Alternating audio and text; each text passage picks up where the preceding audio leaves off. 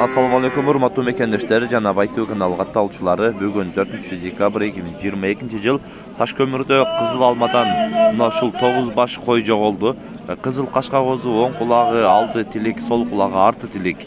Кара кой оң кулагы туура кесик, сол кулагы туура кесик, арты тилик. Кисар кой оң кулак туура кесик, алды арты оюк.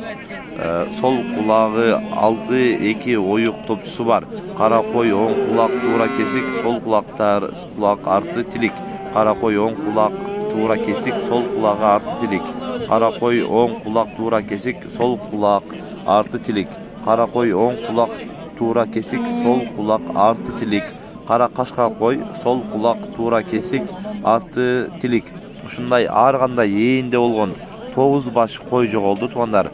Барынын краскалары бар, көк краскасы бар туугандар. Көрүп, эгер ушундай койлор колоңуздарга адашып, же көргөн билгендер болсо экрандагы номерлерге кабарлап койсоңуздар, бир кой сүйүнчүсүнө дейт туугандар.